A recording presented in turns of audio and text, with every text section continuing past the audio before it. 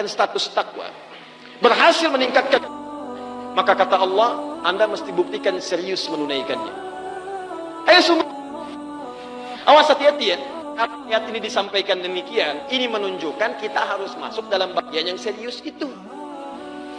Jadi hukum yang mengatakan bahwa oh ini pasti ada yang nggak serius nih, pasti ada yang gagal. Tidak. Ini disebutkan supaya Anda masuk pada bagian yang serius. Jangan gagal, itu maksudnya. Anda Ramadan sebelumnya belum maksimal. 10 hari serius, 20 harinya belum serius. Anda Ramadan setelahnya 20 serius, 10-nya nggak serius.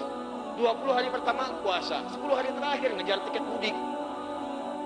Kejar sampai di jalan mudik ke akhirat. Siap. Itu persoalannya. Maka kalau Ramadan sebelumnya belum serius, Ramadan yang kemarin belum dapat, Anda dikasih Ramadan yang sekarang. Kalau Ramadan yang sekarang belum serius juga, Anda butuh berapa Ramadan lagi untuk meningkatkan takwa? Hati-hati. Sedangkan kalimat kematian dibuka dengan takwa. Ali Imran ayat 102. Ya ayyuhalladzina amanu taqullaha haqqa tuqatih wa la tamutunna illa wa antum. Itu sebelum Allah katakan jangan sampai wafat kecuali Anda jadi muslim yang baik. Dibuka dengan kalimat takwa. Bagaimana jadi muslim yang baik? Tingkatkan takwa dengan cara yang benar.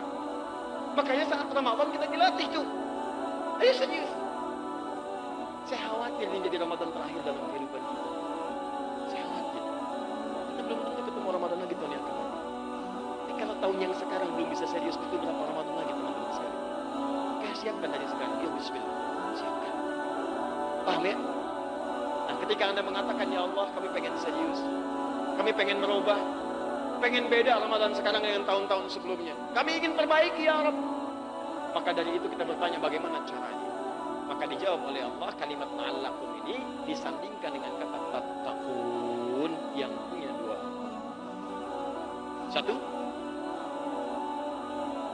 kata tattaqun pertama, ini bisa menjadi isyarat akan amalan-amalan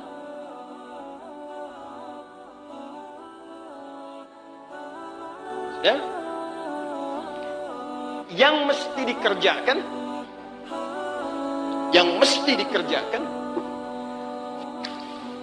isyarat akan amalan-amalan yang mesti dikerjakan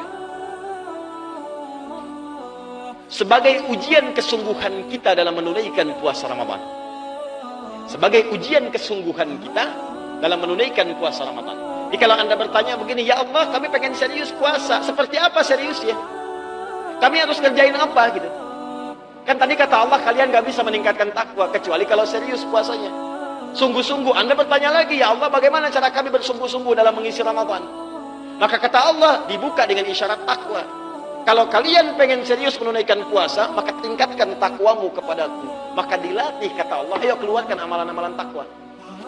Makanya sebelum masuk ke Ramadan, antum keluarkan dulu apa jenis amalan-amalan takwa dalam Al-Quran, termasuk dalam keterangan Nabi, yang sering dikerjakan oleh Nabi termasuk saat Ramadan, untuk kita jadikan kurikulum saat masuk pada Ramadan nanti. Dikata Allah secara singkat, kalau Anda ingin masuk pada golongan takwa, serius. Bagaimana seriusnya ya Allah? Isyarat pertama, keluarkan amalan-amalan takwa. Kan sederhana. Kalau iman pengen kuat, keluarkan amalan-amalan penguat iman. Gitu kan? Kalau takwa ingin meningkat, keluarkan amalan-amalan peningkat takwa. Rumusnya kan gampang. Ya. Kalau Anda pengen dapat pulsa, isi pulsa. Kalau Anda lapar, datang ke rumah makan. Kalau haus, minum. Kalau pengen meningkatkan takwa, keluarkan amalan takwa. Pertanyaannya, Ustaz, apa itu amalan-amalan takwa yang bisa saya kerjakan saat Ramadan? Tidak disebutkan kalimat takwa dalam Al-Quran, kecuali bersanding dengan amalan-amalan. Baik sifatnya menyendiri, taqi, atau jama' muttaqin, atau muttaqun, atau bentuk kata kerja yattaqun atau tattaqun. Kalimat takwa pertama dalam Al-Quran terdapat di Al-Baqarah ayat kedua, dan rincian amalannya di ayat ketiga sampai keempatnya. Kita turunkan satu Quran surah kedua ayat 2 sampai dengan 4. Dzalikal kitabu la raiba fi hudal lil muttaqin.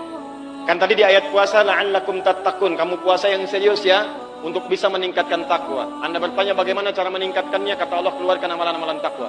Apa saja ya Allah? Amalan pertama, lihat orang takwa. Hudan lil muttaqin. Quran jangan diragukan memberi petunjuk pada orang takwa. Siapa orang takwa? Dia yang punya amalan-amalan berikut ini. Ayat 3-nya. Alladzina yu'minuna bil ghaib wa yuqimunas shalah. Satu salat. Saya tuliskan kalimat salatnya dengan tulisan di mushaf seperti ini kurang lebih. Ya, as-salat. Demikian. Harus seperti ini. Karena nanti ada yang begini. Ada juga yang begini, as-salawat. Ya. Awas, fokus. Kalau yang seperti ini, yang tengah-tengah, as-salat, ini tunggal, sekali salat. Singular, mufrad. Sekali salat. Kalau yang seperti ini, as-salawat, itu bentuknya jam'un mahdud, bentuknya jamak tapi terbatas. Ya. Jamak tapi terbatas. Bentuknya jamak banyak, cuma dibatasi. Gak boleh lebih, gak boleh kurang. Kalau ada kata salawat bentuk seperti ini yang dimaksudkan umumnya menunjuk pada salat fardu. Kenapa salat fardu? Karena jumlah bilangannya dibatasi tapi bentuknya jamak. Coba salat fardu berapa waktu? 5 itu jamak atau tunggal? Jamak. 3, 4, 5 itu jamak dan seterusnya. Tapi Anda nggak boleh lebih, nggak boleh kurang. Ya, subuh, zuhur, asar, maghrib, isya cuma 5. Jadi kalau Anda mengerjakan 4 waktu berarti Anda kurang 1. Kalau Anda mengerjakan 6, Anda terlampau soleh. Ya, karena batasan cuma 5. Makanya ketika Allah meminta kita menjaga waktu salat fardu, khususnya salat pertengahan, maka kalimatnya menggunakan kata salawat. Buka Quran surah kedua ayat 238, paling kanan sebelah atas di mushaf. Quran surah 2 ayat 238. Hafizu 'alas salawat. Jaga oleh kalian waktu-waktu salat yang fardu maksudnya di sini. Ya, was salatil wusta, khususnya salat pertengahan, asar, subuh, pertengahan. Karena terjadi pergantian malaikat di situ. Hati-hati, awas, asar, subuh tuh ya, maksimalkan. Ya, waqumu lillahi qanitin, kerjakan dengan khusyuk karena Allah Subhanahu wa taala. Tapi kalau bentuknya seperti ini nih. Nih, yang ini. Orang takwa oleh Allah kemudian dibuka kalimatnya. Amalan orang takwa disebutkan bukan yang ini, tapi yang ini. Kalau sudah bentuk yang ini, maka dia sifatnya jam'un ghairu mahdud. Bentuk jamak yang tidak punya batas.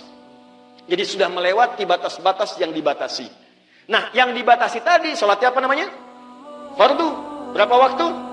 5. Kalau sudah melewati yang fardu, itu namanya sunnah. Hukumnya sunnah, salatnya disebut dengan nafilah, tambahan dari yang fardu. Awas istilahnya. Nama salatnya nafilah. Apa namanya? Nafilah, bukan nadhifah, nafilah, tambahan. Ya, ibu nafilah, ibu tambahan. Ya. Nafilah, tambahan. Hukumnya disebut sunnah. Sunnah itu hukumnya, bukan nama salatnya. Awas. Sunnah itu secara fikih berpahala kalau dikerjakan. Tak mampu mengerjakan pun nggak ada dosa. Kenapa sering diistilahkan nama hukum sunnahnya? Untuk memberikan motivasi. Seakan mengatakan ada pahalanya. Sebab umumnya psikologi manusia kalau diminta mengerjakan sesuatu, selalu menanyakan kompensasi. Dapat apa saya? Dapat apa?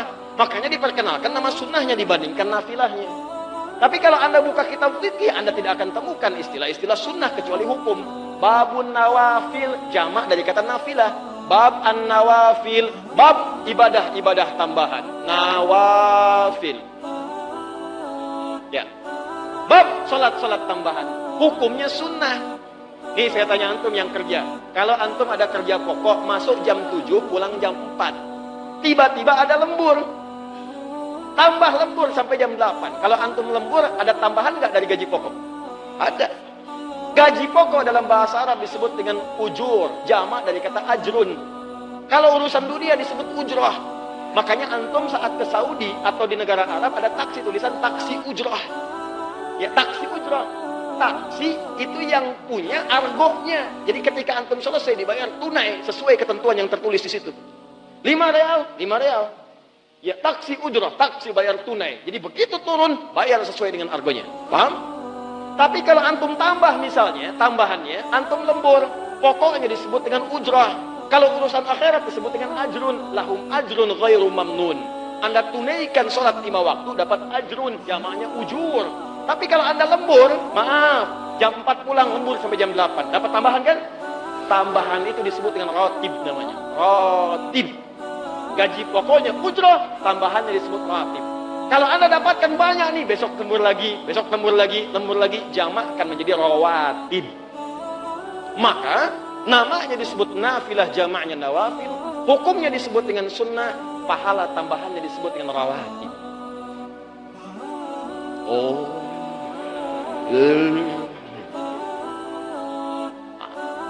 Ada juga terkait dengan urutan. Ada sholat-sholat sunnah hukumnya yang dikerjakan berurut dengan sholat fardu. Ada sebelum sholat fardu, ada setelah sholat fardu. Tertib. Urutannya disebut rawatib, jamaknya rawatib. Jadi rawatib bisa dipahami dengan dua. Satu, sholat sunnah yang bersanding dengan sholat fardu, imma sebelum atau setelah sholat fardu. Yang kedua, menunjukkan tambahan pahalanya. Jelas sampai sini? Nah, tapi yang penting untuk diketahui, perhatikan baik-baik, ciri khas orang takwa bukan sekedar mencukupkan sholatnya pada sholat-sholat fardu saja. Dia akan tambah dengan sholat-sholat melebihi yang fardu. Sunnahnya. Maka apa rumusnya?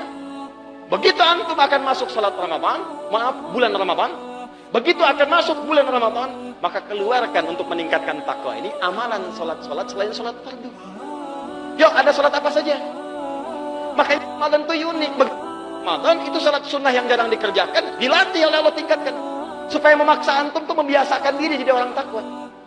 Kata Allah, saya pengen kalian terus mesti beda sebelum Ramadan dengan Ramadan. Ini yang nggak pernah tahajud, yang nggak pernah qiyamul lail, dipaksa mengerjakan sholat nawafil, sunnah. Tahajud kan disebut oleh Quran nafilah. Buka Quran surah 17 ayat 79, paling kiri sebelah atas. Gak ke tengah. Quran surah 17 ayat 79. Wa minal laili fatahajjat bih nafilatan lak. Di antara sementara malam, ayo bangun tunaikan tahajud. Nafilah, memang bukan fardu. Ditambahan, cuma manfaatnya banyak. Sama saat Ramadan, karena kita pengen takwa, dipaksa oleh Allah, ditingkatkan. Yang biasanya sholat fardu saja, subuh sampai isya, sekarang tarawih. Ya tambah. Bukankah tarawih hukumnya sunnah? Ya. Tapi kan perasaannya lain kan? Kalau nggak tarawih seakan-akan gelisah kan? Kita itu dipaksa oleh Allah jadi orang takwa, orang takwa. Jadi begitu Allah minta antum tunaikan tarawih lewat lisan Nabi, bukan berarti ingin membebani antum, tapi ingin mengupdate status kita dari sekedar beriman menjadi orang takwa. Itu poinnya. Karena itu sebelum masuk ke Ramadan, saran saya, coba keluarkan semua jenis sholat sunnah yang berhukum sunnah. Keluarkan semuanya, siang dan malam. Dari mulai rawatib, 4 sebelum zuhur, 2 setelah zuhur, kemudian 2 setelah maghrib, 2 setelah isya, 2 sebelum subuh. Ditambah yang mutlaknya, misalnya ada 4 sebelum asar, ya, ada misalnya 2 sebelum isya, tambahan salat di antara adzan dengan iqamah, ada salat syuruk di At-Tirmidzi nomor hadis 589, ada salat duha di hadis Muslim nomor hadis 724 sampai 729-nya, ada salat misalnya wudu, sunnah wudu. Keluarkan semuanya, manfaatkan saat Ramadan, antum kerjakan tuh.